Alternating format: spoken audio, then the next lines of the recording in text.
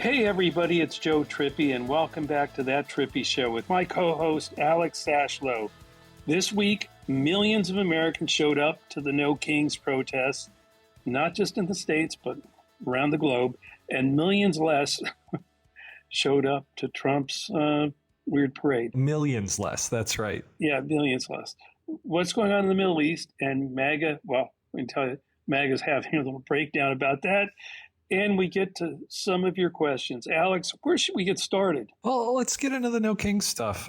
Joe, you tweeted this a couple days ago. I'm just going to quote you to you. Over 7 million Americans celebrated what our troops protect, our democracy, our right to free speech, and our right to protest peacefully. Almost no one celebrated the King's birthday parade. Joe, and I know you have some polling numbers you want to get into. Just give me your overall take about what happened this weekend in the protests and that joke of a parade. Yeah, but that post was, I guess, too confusing for some people because they were mad at me saying that, what do you mean millions of Americans showed up for his parade? No, when I said they were celebrating what our troops protect, it wasn't the parade. It was showing up at No King's protest. So I want to make that clear. And yes, almost no one celebrated the King's birthday parade. So the thing is, you combine what happened and look, let's take the ACLU's numbers. I know there have been other numbers from 51 saying, 12, 13 million people were out there protesting. First of all, it was remarkable. It was amazing. But let's look at the numbers from a conservative count. So assuming 5 million people protested at No Kings, and that's according to the ACLU number, that's 1.5% of the population. So if you're looking at that, and we know that 3.5% is needed to hit that threshold tipping point where more people in a society and a population realize that they're not alone, that there's strength in numbers, and it starts to really tip to change the course and direction away from a dictator or a dictator wannabe. And again, I know there's numbers out there that suggest that we already reached that number, but I'm basically doing this from a conservative point of view. Here's the interesting thing. At the same time, a new poll, YouGov poll, asked a bunch of questions asking them, how many Americans strongly approved or disapproved of of these protests and mentioned No Kings and the whole thing. 38% of Americans strongly approved of the protests. That's 10 times. Remember, we need to get to 3.5% of the country. That's 10 times the number we need to get out in the streets. And that doesn't include those who supported the protests a little less intensely, and there were 11 points there. So, but nearly half the country favorably, strongly, 38% of them, but literally half support the No Kings protest movement. And when you think about that 38% strongly, remember we need 3.5% to really get to tipping point. There are 10 times the number of people out there who strongly agree with those people who are out and protesting. So that's the key thing here is, I talked about this, we talk about it all the time on the podcast. If you reach out and ask someone to join us and raise their voice, there's over a 1 in 3 chance you're asking someone who strongly supports what you're doing, and a 1 in 2 chance they support what you're asking to join you in doing. And there's literally almost no chance. There's 25% of the country disapproves strongly with the No Kings protest. So this is the whole thing. We are, even if you assume we're only at 1.5% with the No Kings protest, that's 5 million people. By the way, no matter how you count it, that's one of the biggest protests in a single day in the history of the country. The key here is what we've been talking about, to now find one more person, one more family member, one coworker, one friend to join you, to reach out to them, ask them, talk to them about the No Kings movement, protest movement and ask them to join us. And like I said, there's literally half the people you talk to will strongly or somewhat support what the protest is about. Well, and it's even more than that. You've got some selection bias too. Chances are, if you're listening to this, you're probably talking to people who are at least somewhat down with this, which, Joe, you point out, it's half the country. It's not like you're walking into a MAGA rally trying to get them to join. Right. In fact, it looks now, the more you build the movement, the more it grows the support. And right now, 18% of Republicans support the protest. That's 1 in 5 Republicans support the protest. We need to not let up. Make the next wave bigger and stronger. And that's why I'm not getting into whether there were 12 million or 5 million. It doesn't matter. If there were 12 million and you double it, oh my gosh. If there were 5 and we double it, it'll be 10. It's about not letting up. It's about making the next wave bigger and stronger. And that's why, I really have been hammering this, because it's a simple message. Find one more person, one friend, one coworker, one family member. That's your job. That's my job. It's all of our jobs. It's not just about being out there. It's about growing it. And what we now have are strong numbers of support. In fact, because they'd asked the question about supporting protests earlier, like I think in a previous poll, it's gone up 5 points nationwide. It was like 45% approval. Now nearly half, 49%. And again, it's the strongly approved number. If you get that 38% strongly approve of the No Kings protest, we need to get 10% of them out. We get 20% of them out, it's over. This is how we cripple him. And that's how you do it. It's how we win. It's by building and not letting up. Well, you make the point. It's how our listeners have been awesome about joining this stuff, speaking out. Occasionally in the comments, we get someone saying, "Oh, bringing one more person isn't going to do anything." I would just like to point to the last 30 plus years of your career as a testament to actually know bringing one person is how this all starts, right? I mean, it really does matter, because we're not talking about bringing, you having to get 10 people in a bus and take them. No, literally, if we double this, I mean, if we start getting into those kinds of numbers, then it's going to be impossible to ignore. The whole thing is, everybody out there who thinks like, oh, just bringing one more person won't matter. No, close your eyes, okay? Imagine how tough it is to bring one more person. And also imagine if 5 million people actually, instead of saying, oh, geez, one more person, it won't matter. If 5 million people who went brought one more person, you better believe it would fucking matter. It would matter a lot. What makes it not matter is the defeat. It's, oh my gosh, one more person. How's me getting one more person? How's that going to make a difference? We have to believe that if you're getting one more person, and that we're all taking that responsibility for reals, and we're all working to get one more person there. By the way, you've already made the effort to go. You went.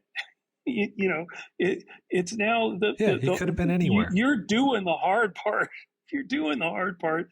The actual simple thing between now and the next one, it's simple, but is to actually sit down every time you're talking to somebody, a family, hey, talk about you went to No Kings. Talk about the 5 million people that went.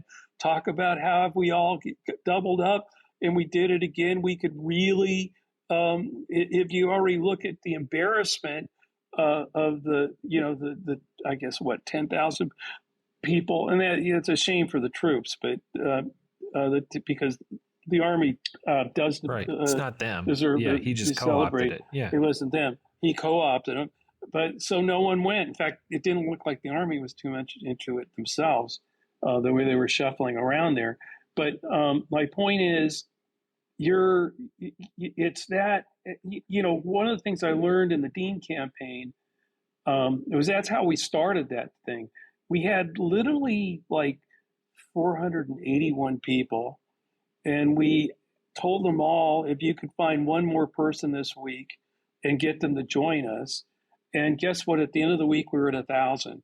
And then we said, hey, find one more person. The thing that was amazing was in the next week, we didn't just go to 2,000, we went to 10,000. And from there, we went to 100,000, went to 650,000. And yeah, we raised, we beat Bill Clinton's record for fundraising record in a quarter for any Democrat in the presidential campaign up to that moment. And of course, Obama would blow that out 4 years later. But my point is that it is taking the responsibility. You're already taking the responsibility by going to the protests. You've already done that. The next thing is to take the responsibility and to believe that everybody, all of us, are taking that same responsibility as citizens to find one more and to grow the movement. And by the way, that is how we will get to 30 million. That's how we will get to 100 million. That is how we will roll them in 2026.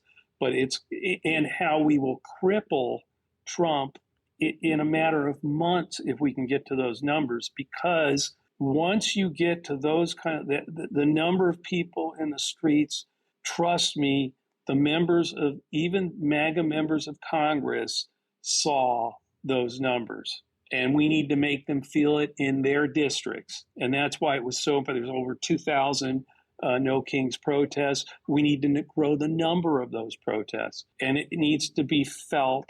It needs to stoke political fear by our numbers of what's coming, because this will not stand. And that's what's really important to get, the notion that you're finding one more. Yeah, by yourself. We talked about this all the time. By yourself? Yeah, that's the whole point. Everybody thinks they're the only one. It's by themselves, they're powerless. That's the whole point. That's why you have to get to 3.5% of the population. It's at that moment that everybody says, holy shit, we have the power to do this. I can get people. We can do this. We can grow it. And so it's actually this early stage where having that courage, having that belief is the most important. You kind of realize, oh, I'm not actually alone in this. And just remember, it's half the population. It's okay, right. 38 and 11. You are not, working with an away crowd here. These are people that will listen. And by the way, they're probably the people you're already saying, hey, I went to the protest, I had a good time. Come with me to the next one. It's really not that hard. Yes. And the other thing is, it's not 50% the other way. It's like 25% strongly don't approve of the protest. Another 8-9%, somewhat don't approve. And then there's a whole group too that can't figure out whether they should be protesting or not.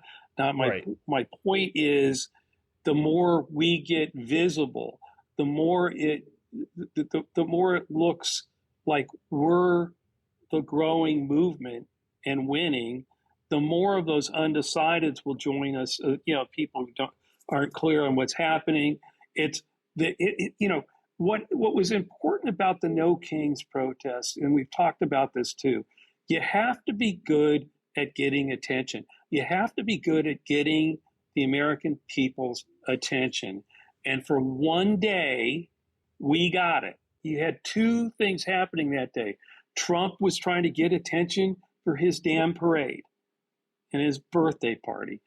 And we got the attention of everybody. I mean, foreign capitals had demonstrations and protests along with us. So it's about getting people's attention and getting them to focus that no, not in America, no kings, and actually getting into conversations about what that means and why they need to take a role in it and take and be Right. present in that protest. We can grow this, and that's, I think, so one, I was enthused by what happened on that day, on No King's Day, for sure. And then two, when you start looking at the polling data that's now coming out, it's clear that a majority of the American people are with us, and a small plurality are not. There are more of us than them.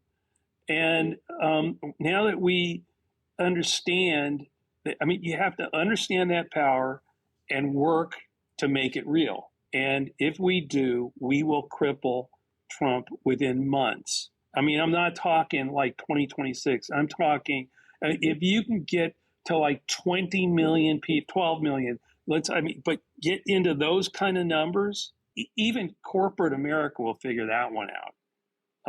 And so it chills out the support. It will weaken him to such an extent that even and we'll get into this, but his own party is now, the infighting between Tucker Carlson and Steve Bannon and, over Iran, and just about everything that's breaking loose there. It's the more we put the pressure on, and the more those divisions are happening, the weaker he gets. And yeah, maybe the more there's a chance that he becomes even more belligerent and oversteps even more and creates even more pain for the American people in response to that, out of desperation. But that's still how he falls. Right. Well, I really like what you wrote, and then we do have to get to Iran as much as we don't really want to talk about it. You wrote this in your latest piece on Trippi Takes. The No Kings protests are not the end of something. They are the beginning of something vast, a realignment of political energy around the values that once defined us: liberty, accountability, community, and courage. And that's what it'll take, man. I think you really summed it up well. All right, let's get to Iran. We don't have to talk too much about it, but the thing that I really wanted to get into was there's like a weird MAGA flip-flop going on with Iran. Yeah. And Trump posted, can someone explain to Kooky Tucker Carlson, which I actually like that name. I would use that name, that Iran cannot have a nuclear weapon. What was his post? When did MAGA all of a sudden become like the neocons? Remember, this is the same guy and the same movement who made hay, beating the hell out of Hillary Clinton on being a war hawk. And now you've got a military buildup happening in the Middle East right now that he promised this wouldn't happen. Joe, what's going on? What part of you don't understand that Iran cannot have a nuclear weapon, Alex? Isn't that what his response would be? You know what I mean? Like, no, he is, I think this is the whole schism of MAGA, in the sense that Donald Trump, again, the big remember, it's attention. So he says things during the campaign to get attention, to one up himself, to go to the next thing, to get more attention, to make, the wall, Mexico's going to pay for all that stuff. And then he lands in the White House, where you also, things happen, and you're going to have to govern, and you got to make decisions. Are you going to, support Israel and get B-2 bombers up there, stealth bombers up there, with 30,000-pound bunker, busters, or not? And look, there's clearly hawks all around this guy who want to do it. And at the same time, he wants to be strong. He can't, who knows? But the point is, one, it's not going to be good for us, people, whatever he does. Because, first of all, if he does it, if he joins, they're incompetent. Well, and that's that, we talked about this earlier, right? The whole, everybody who is remotely competent or understands how to do anything in the government has gone. It not only did he force them out last time, but, everything with Doge, everything, there have been just a hollowing out of competence. And so now you have his finger on the trigger. the decision, and the only people that are left are nuts, and they are a bunch of war hawks. Right, and he wants to get in the forever wars, no more wars, all that stuff. He'll be peace in Ukraine day one when he's president. Which it's how many days is it? We're still it's all performative. But the problem is he has the world moves, and by the way, Netanyahu knew that he was going to put him in the box. He forced this by just doing it, and not asking permission. That's what I'm saying. So all of this is it goes back to Trump essentially is weak and wants to be strong and is perceived as strong. You've got, Marjorie Taylor Greene. I mean, the people that are out there, basically saying America first, this goes against everything you said, you promised, we can't do this. And then you've got the Hawks. Bannon's with her, I think. It's you can't tell the players without a scorecard. And then, of course, you got, now he's even going after his own intelligence folks, saying that they're wrong if they think Iran wasn't close to having a nuclear bomb. So it's all I don't know what he's going to do. That isn't my point. My point is either way, it's not good for America and the American people and our place. Look. Oh, geez, another war in the Middle East.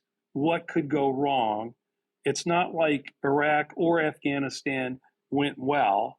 I was opposed to, we can all get into who was opposed to what when, but I was out there pretty early with Howard Dean opposing the Iraq war. That's not my point. It's just not there is no good end to a war in the middle, to being part of the war in the Middle East. I thought we had learned that lesson. If there was one thing I thought Trump might have learned was that one. But maybe he'll go blunder into one. And again, that's going to be, putting American lives at stake, et cetera. And I think, again, the unintended consequences of ISIS, Al Qaeda, everything that came out of going in with our military force didn't accrue well for the American people and our place in the region. So the world, So that's not going to work. And that would be even if it was competent. Everybody of any competence has been purged. They're all idiotic loyalists, even now with Hegseth in the Defense Department. So doing it is a mistake. But even if you were for him doing it, you're probably going to end up regretting that because of how incompetent it will be. Whatever he orders people to do will be. Right. Well, we had this is one I really liked. We had multiple people write in sending screenshots of CNN headlines. And one of my least favorite ones was Trump promises a peacemaker presidency. What happened? Joe, you don't even need to take this one. I'm going to tell you what happened. He lied for attention is what happened. Yeah, that's my point.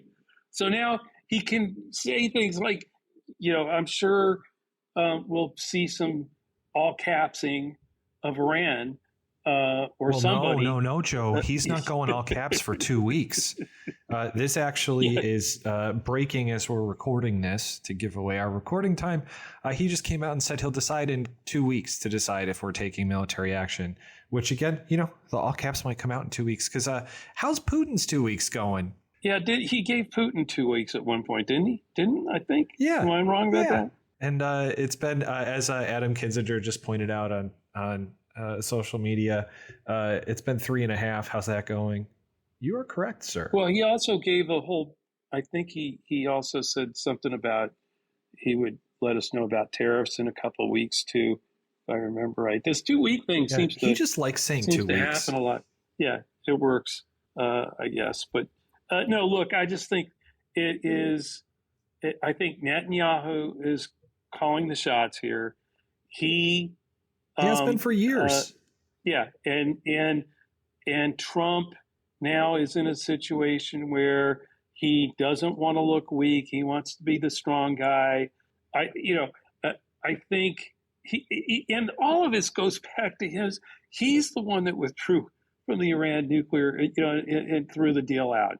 He threw the deal out, which let them get, even if he says they're close now, even if you take him and that he's right, they're close. Well, guess what, dude? Guess who let him get close? Yeah. You were the one. And everybody said at the time, no, don't throw this out. Now he's saying, wait, I want more time. I want more time to negotiate a deal on them not going after, creating a nuclear weapon. Well, the whole thing is so circularly stupid that it's all about him. He doesn't give a shit. All he wants is, how does he maintain absolute power over his kingdom here in the United States, and how does he not jeopardize that? And now he's got some schisms going on in his base while the No Kings protests are growing. And that's why my view is, whatever he does in Iran, it's not going to go well. It's going to be incompetent or weak or both. And now's the time to have that courage, to have that belief that we can grow a movement no matter what he does that will stand up in this country and politically cripple him within months. And that goes to something else I've said. I keep telling people to look, we're at a point where economically, who knows what he is, he's still screaming at Powell for not lowering interest rates. Powell said clearly now that they expect inflation, substantial enough inflation that they're not going. They see no reason to lower rates yet.